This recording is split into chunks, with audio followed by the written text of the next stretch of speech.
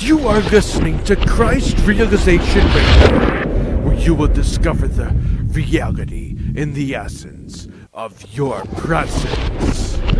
With programs brought to you by Project New Humanity Communications.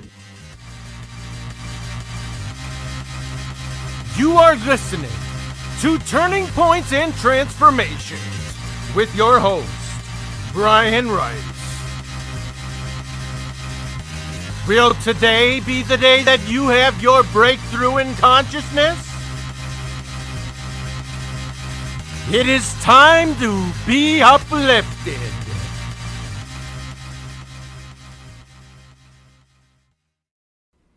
Welcome and joy to you. This is a rebroadcast of a 2012 episode from the Way of Consciousness Radio Network.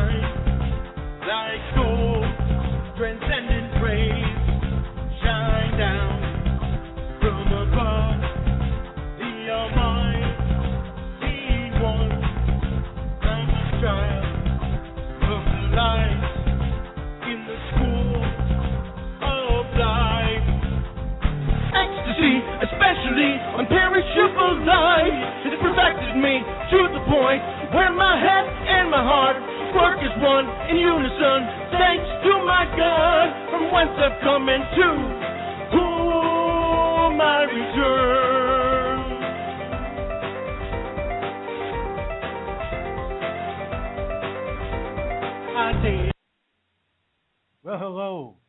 Welcome to Turning Points and Transformations. I'm Bryan Rice coming to you during the day.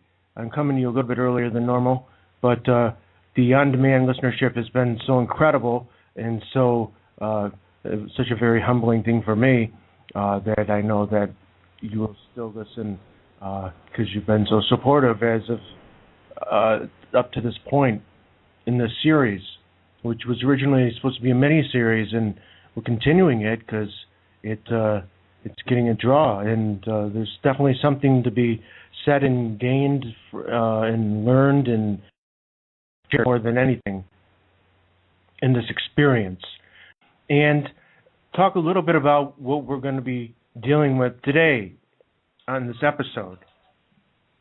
I want to say that the myth of specialness, of which we're going to talk about today, is something that's close to my heart and situation, and I can really relate to what it is we're going to be dealing with today. Everyone has their breakthrough moments at different times in their lives, and many people have many breakthroughs, and that's the wonderful thing about life, the mystery of life, the anointing of life, that we have these many moments and possibilities built into the life spectrum that allow us to experience illumination of sorts. The reality of what we're dealing with, the reality of what it means to live in an ordinary world, what it means to live an ordinary life. Those are things we don't like to talk about. Those are things we don't like to think about. We like to think and glamorize. We like to popularize. We like to dramatize things and build storylines for ourselves to be subject to. Anyway, the thought for the day is that we can live and bring the extraordinary from the infinite to the ordinary experiences in mindfulness, and through living meditation, through the activity of having a living meditation, an ongoing meditation. Life itself is a meditation. Life itself is a mystery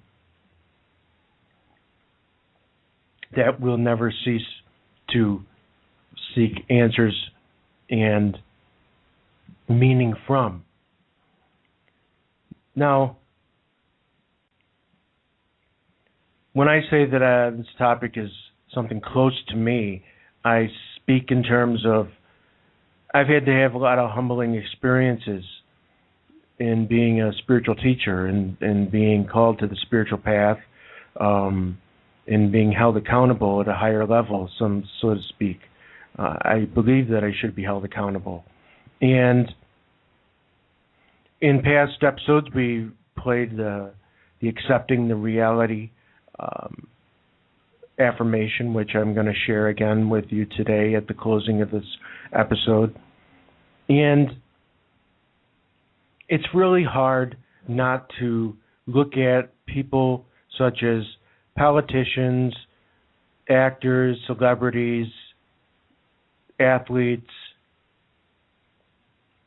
people with PhDs, lawyers, doctors, judges, people in important positions, not to look to them and say that they are somehow exalted.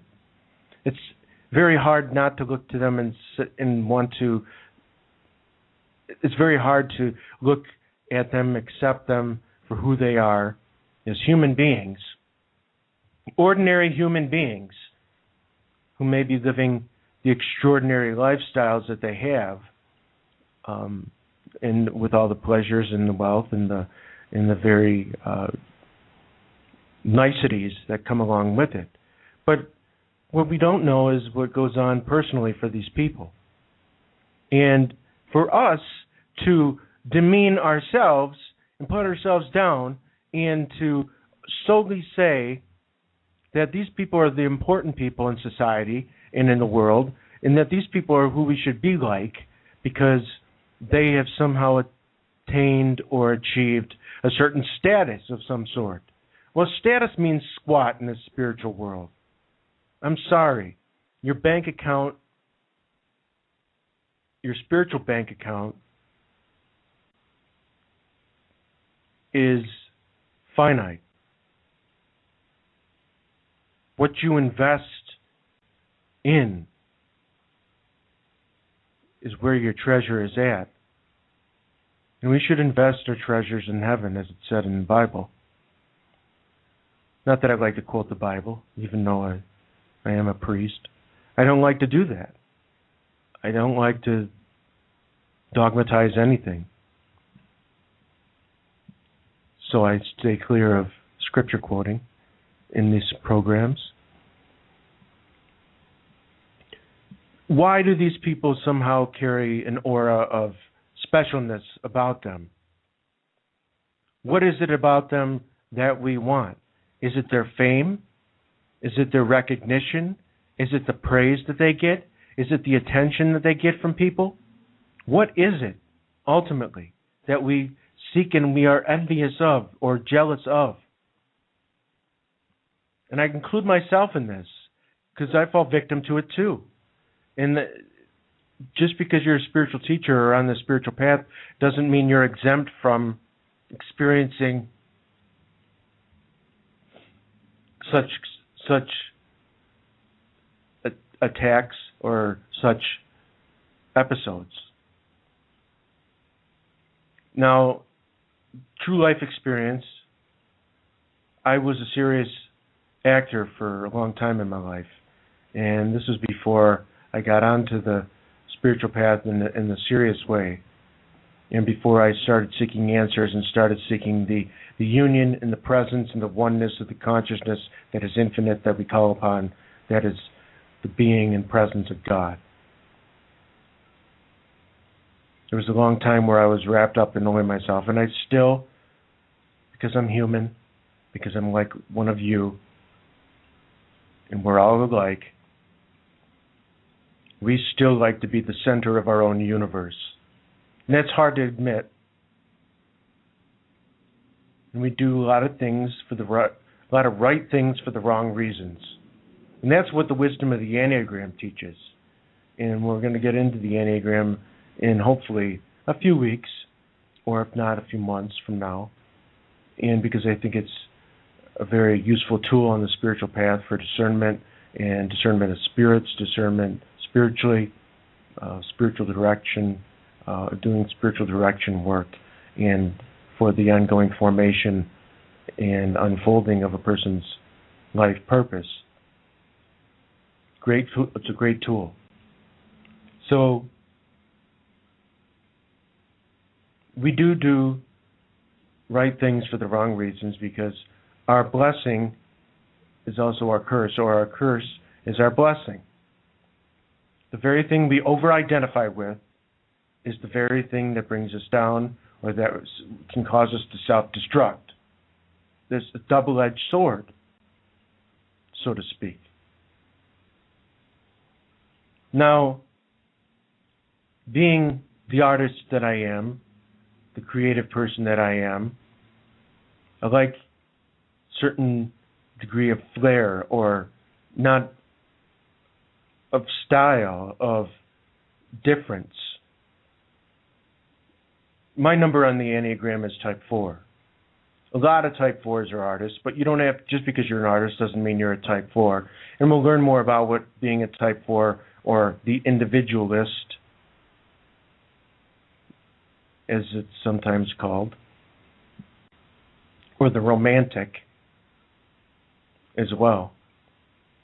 We'll learn about that more, but not in today's show. So I'm a 4. I fought with myself about whether or not I was a 4 or 5. And when you learn about the Enneagram, you learn about wing energies that are close to you on this archetypal shape, this archetypal mirror of the soul, 9 faces of the soul, so to speak. So I wrestled with the idea of being a 4 or 5 for years, and it was pointed out to me by a spiritual director and by people who I've allowed myself to be vulnerable to throughout the years, and whose opinions I've respected, have helped me confirm that I am indeed a 4.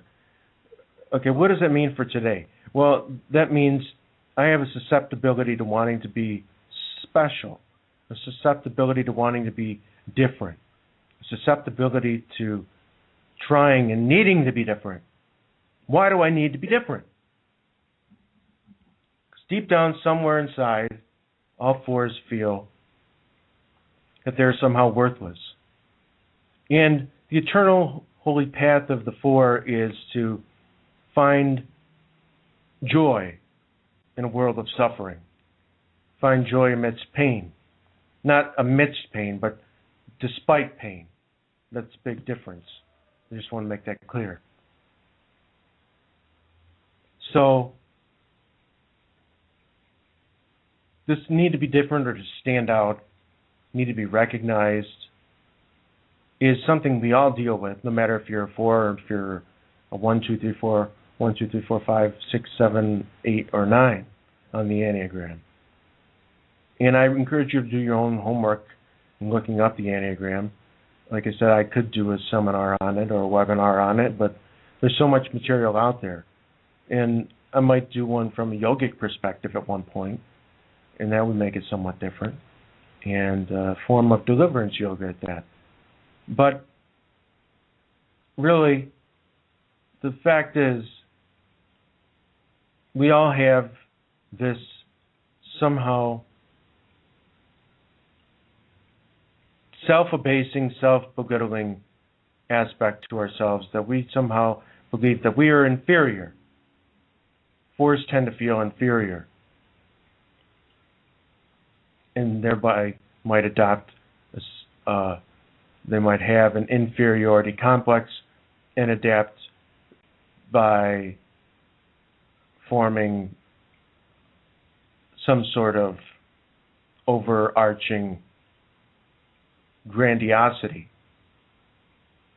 It might be infantile in its form. So, what am I saying? And many of you might think you're for because of some of the things I've said, but you're not because of that, because you're human.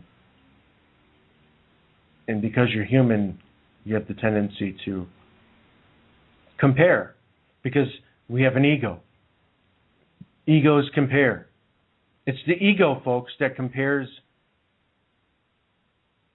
ourselves to others, that compares our bank books, our checkbooks, our bank accounts, our houses, our cars, our material objects, our material wealth or lack thereof, our jobs, our vocations, our social class. We compare. We want to see where we fit in. And that's okay, but it gets old and it gets destructive. And it becomes neurotic. And I only know because I've lived the neuroses. Recognition is the first step to unfolding witnessing consciousness or observing consciousness in yourself, to having a neutral stance towards life, adopting what in Kundalini Yoga is called the neutral mind, the meditative mind. Why do people like myself despise the ordinary? Why do we have to go for glamour and for spectacle and for the extraordinary? Because somewhere we feel that life is lacking. Or somehow deep down inside we feel that we are lacking. But we're not. That's a myth. That's the myth of specialness. That's the myth we're talking and trying to demystify. If I had to say a few things about the myth of specialness, it would be that we are all subject to it. No matter who we are on the Enneagram, or what personality tests we decide to take, or how many different self-assessment tools we seek to use. We just simply are what we are. And we tend to compare, as I said before. And we tend to care a lot about what other people think of us. We tend to care about affirmation, praise, recognition. Why do we value, or why do we put so much emphasis on fame? Why is it that we need to be famous? It's because deep down inside we don't feel worthy. We don't feel that we are rooted in our true identities. The Satnam of things. The truth is where truth is my name. Where truth is our identity. You are and you forever will be infinite. That's all that matters. You will and forever will be important in the divine's plan, in the unfolding of the divine drama. Cosmic play of forces.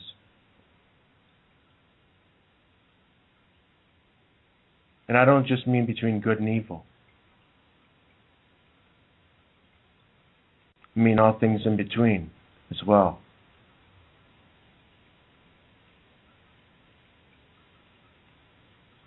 So,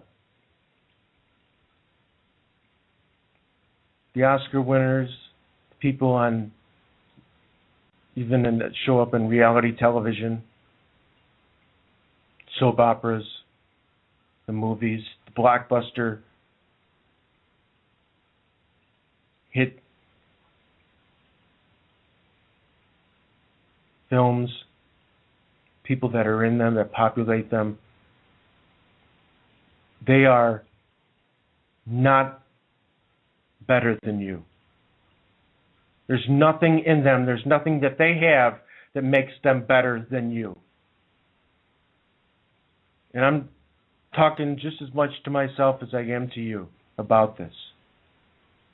Something we all need to hear. They are just people. Just like you and I. Maybe you are a successful person. Great. Good for you.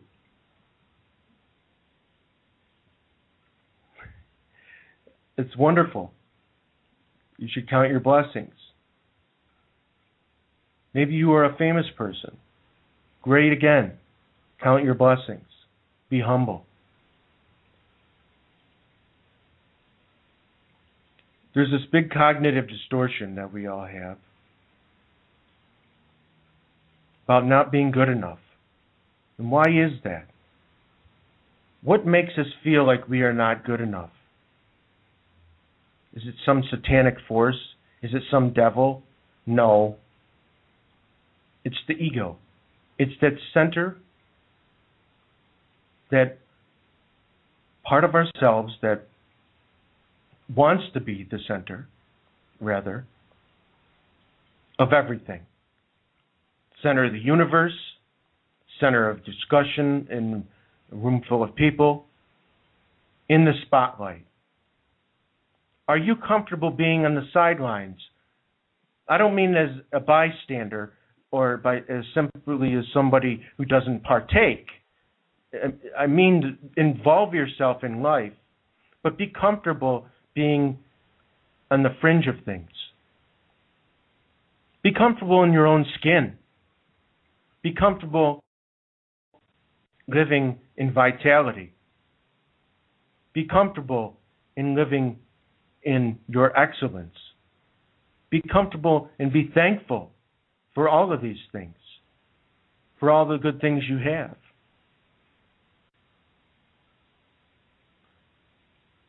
It takes a lot of strength to leave behind things that you think or thought were yourself. Maybe it's still in my future to continue to act. But the need to act, the need to be an actor, the need to be a center of attention, the need to be on stage, the need to be on a film, the need to be in front of people, the need to be affirmed, the need to receive affirmation, recognition for my efforts, constant approval. Those are all illusions. They will never satisfy the deepest yearnings of the soul. I'm telling you that. I'm telling you that because I've lived that, and I've tried to live that, and it still doesn't work. It doesn't work when you transfer all that to the spiritual world either, because it happens in spiritual context too. Spiritual teachers become inflated. I've become inflated at different times. There's a book that I've been working on that I thought that I needed to write, and I thought that I needed to share my spiritual experiences and my mystical experiences, and I thought that I was doing justice to God and I was serving God in the process, where really I was just serving my own spiritual inflated ego.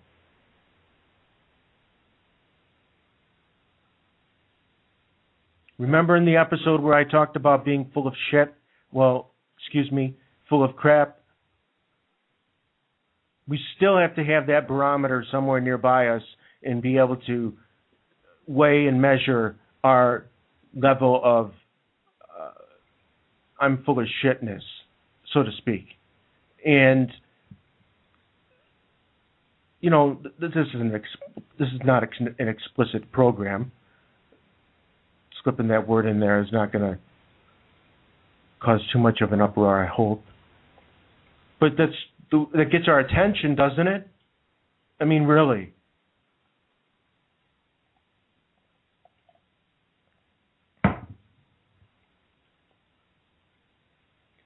We forever want to be loved. That's the eternal quest. We want to know that we're loved. We want to know that we're affirmed. We want to know that we're special. There's nothing wrong with wanting to be special, but be special in the eyes of the divine. Be unique. Be your uniqueness. Live your uniqueness. Live your power in the eyes of the divine. Worry only about what the divine thinks. But even the divine is neutral. The divine does not think any more or less of you depending upon the size of your paycheck, or how many people you know, or how many franchises you own,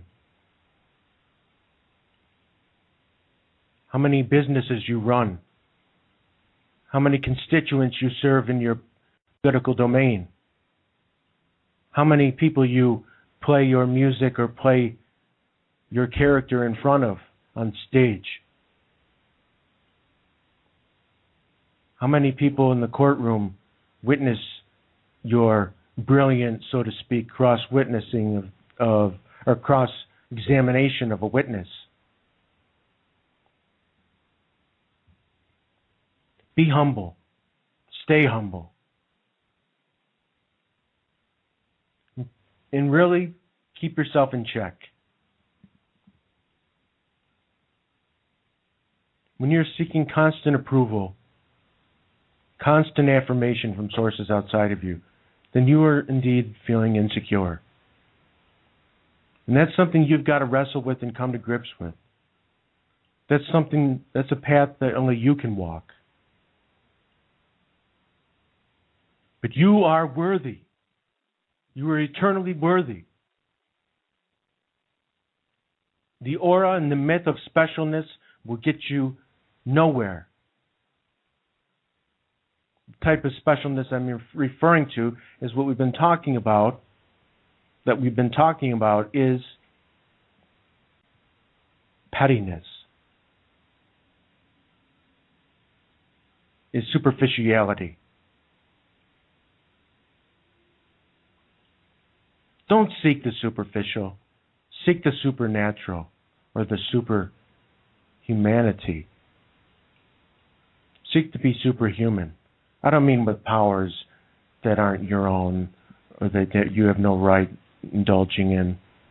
I mean being extraordinarily aware, extraordinarily conscious, self-aware, having self-knowledge, knowing about yourself, being aware, being content. If I want to be a good priest or Kundalini yoga teacher, whatever, or a Swami, whatever I decide to define myself as, and I'm all of those,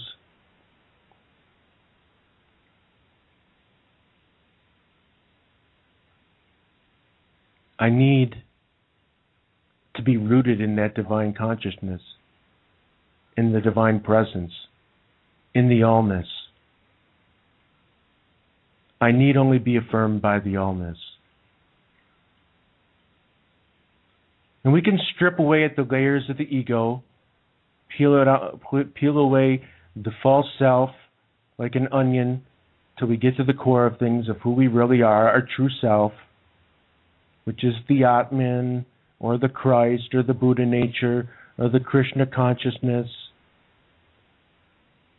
or the soul.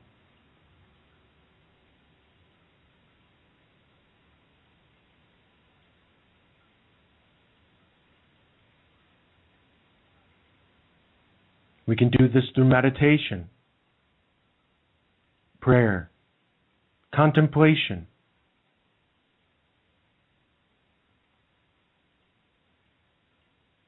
self-observation. Observe yourself. Don't exalt yourself.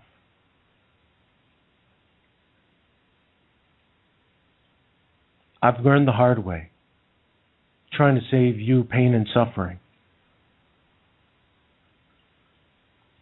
You forever will be all that you are and have all that you need to be happy right now, whether you're in pain or not.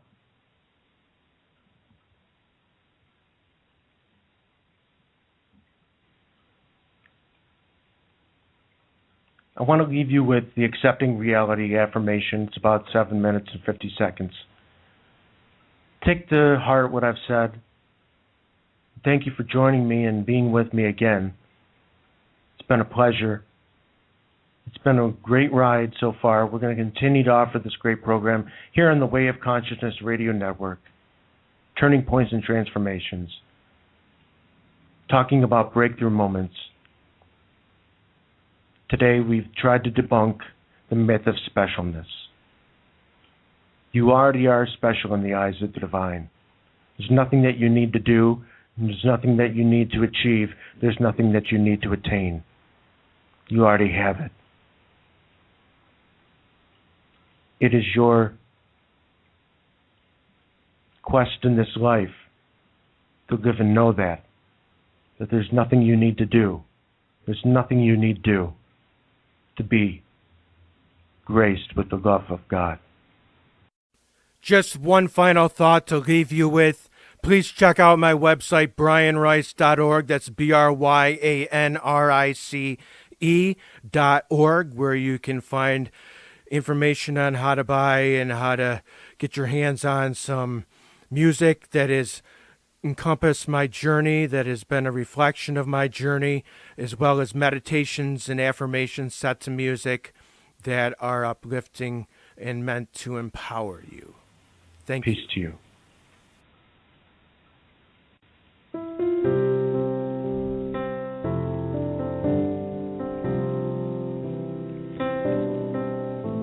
Allowing and accepting the now meditation.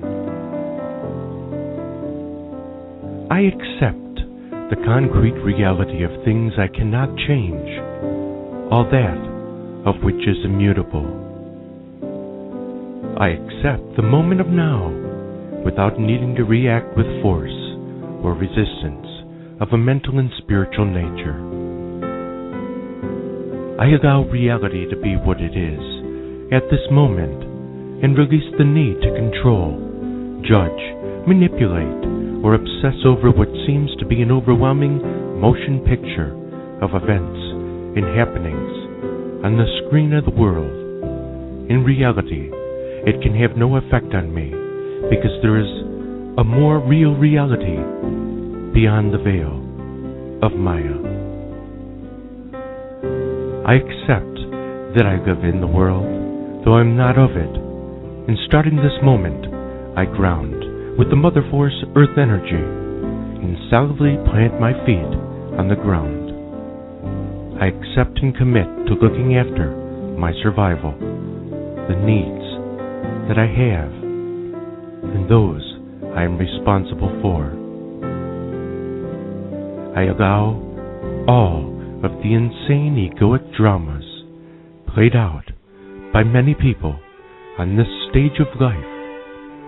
I recognize that there are many players and that no one person is more special than any other. No single actor on this stage of life has more importance than another. Rather, that all people are equal in the eyes of the divine mind consciousness. I allow others to live their lives as they please, freely, without feeling the need to judge, belittle, or interfere in their affairs. Things and people and situations are what they are, and all I need do is but have the right attitude and outlook that all is perfect, good, loved, and acceptable. Therefore, I will not allow any external events or happenings to be subject to scrutiny of any kind by my egoic ahamkar. I accept the fact that everyone has their own individual karma to work out, and that when filtered through the ego, I have the tendency to compare myself to others. Instead of playing the comparison game, I realize that life is not a race to an imagined finish line. We are all wired differently, to attain, to achieve, to accomplish at different speeds. I allow others to attain their dreams and desires freely and faster than me. For all is as it should be and that I too will attain my goals through patience and perseverance, with the God-appointed power working in me, and at the time past karma is dissolved and transformed so as to allow my intentions to manifest in the manner that I visualize them in. I accept the fact that I am the author of my own destiny, and that my thought culture has the power to influence manifested reality for good or for ill. I respect this power and seek to rightfully use it. I realize then that my thoughts are images I have made, and what I think has the power to materialize. Because my mind is one with the mind of God, no matter how separate it may seem to be, to exist apart from that one mind. Thoughts are building blocks to what I see, so what I think becomes what I see. When I think and feel love, love, love, I am in what is the most real reality. It is through thoughts of fear that I miscreate and manifest states of self-made hells, creating the delusion of life, apart from unitive bliss oneness with divinity. Divinity is all there is. That I know now.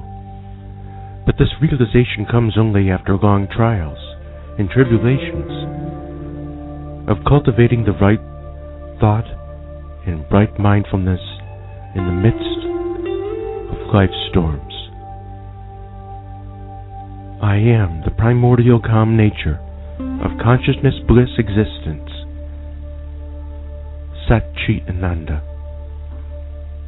This truth maxim is at the nucleus of right manifestation. It informs my every choice. I accept what I cannot change and am inspired to recreate, remanifest what I do have the power to alter for the common good of created consciousness and form. Life will serve me with challenges and hardships, this I know, but how I rise to meet them is a reflection of my godlikeness. So I will do so in the spirit of courage, seeking moderation along the way, regulating and respecting the power of thought to materialize and magnetize. I also accept the fact that not everyone will like me, and there will always be people that don't agree with me. But as this is so I let it be, for these things are beyond my control, and of so little concern to the real true self in me. As long as I am guided by my truth identity, or Satnam, nothing can harm me, nor cause me pain.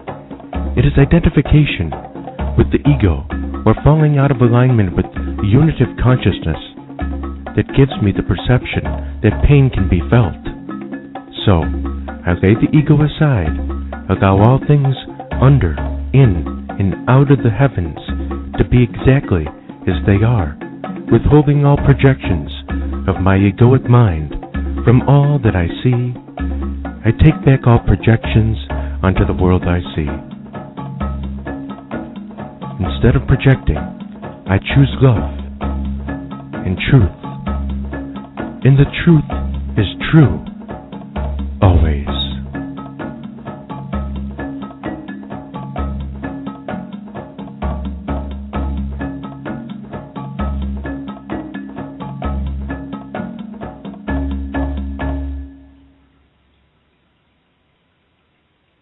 May the divine bless you, uplift you, and keep you. Om. Shanti. Peace. Amen. You have been listening to Turning Points and Transformations with Bryan Rice. We hope you have enjoyed your program today.